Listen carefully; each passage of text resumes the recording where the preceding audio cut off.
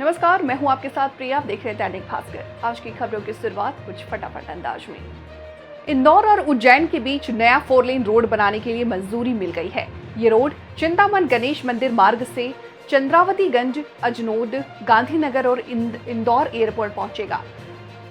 जिला बदर के बावजूद यही रह करके घूम रहे निगरानी बदमाश ने रविवार को पहले कोतवाली के समीप स्थित चौपाटी में आरक्षक घनश्याम सोनवाणी पर बिरयानी सेंटर में कड़ाही में खौल रहे गर्म तेल को ढेलकर उसे गंभीर रूप से घायल कर दिया।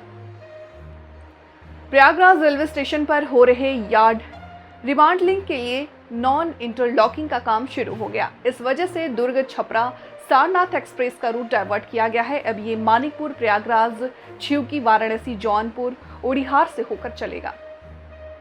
मध्य प्रदेश के पूर्व मुख्यमंत्री कमलनाथ ने राहुल गांधी से नई दिल्ली में लंबी चर्चा की, जिसमें विधानसभा चुनाव और संगठन की सक्रियता पर बात हुई। कमलनाथ को अभी कोई संगठनात्मक दायित्व नहीं सौंपा गया है, लेकिन उन्हें आगामी चुनाव में सहयोगी दलों के समन्वय का दायित्व मिल सकता है। उमंग सिंघार के विदर्भ का वरिष्ठ समन्वयक बनाया गया है।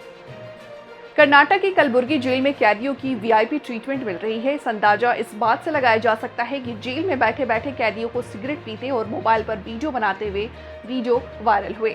वीडियो कलबुर्गी पुलिस आयुक्त डॉक्टर शरणप्पा ढगे तक पहुंचा तो उन्होंने सोमवार रात जेल में छापा मारा। वहां कई प्रतिबंधित सामान जब्त किए।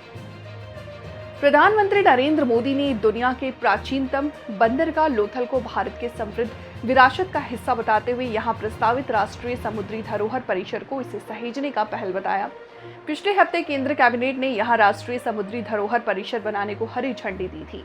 प्रधानमंत्री ने आजादी के बाद दशकों तक भारत की प्राचीन धरोहरों को सहेजने के लिए पर्याप्त प्रयास नहीं किए जाने को दुखद बताया। ग्रामीण घरों में नल से जल की आपूर्ति उपलब्ध कराए जाने के लिए चलाई जा रही योजना जल जीवन मिशन के कारण गांव में टैप वाटर कवरेज शहरों से भी आगे निकल गया है।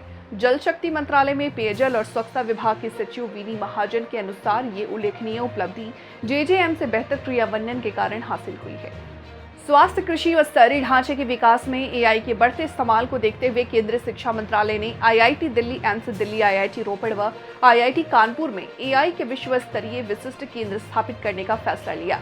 अगले 5 सालों में इन केंद्रों पर करीब 990 करोड़ रुपए खर्च किए जाएंगे। प्रधान ने कहा है कि देश में युवाओं के लिए बड़ी संख्या में रोजगार सृजित होगा।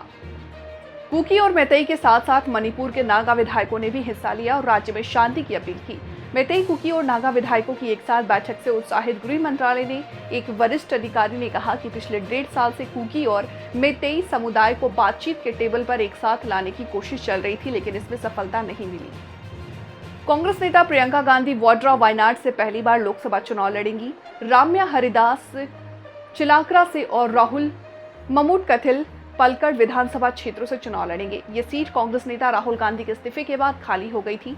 पलक्कड़ और चोलाकरा विधानसभा सीटों पर उपचुनाव 13 नवंबर को होंगे। चुनाव के परिणाम 23 नवंबर को आएगा। फिलहाल वक्त हो चला एक छोटे से ब्रेक का। जल्द हाजिर होंगे ब्रेक के बाद। तब तक के लिए बने रहे हमारे साथ और मुझे दीजिए इजाजत। नमस्कार।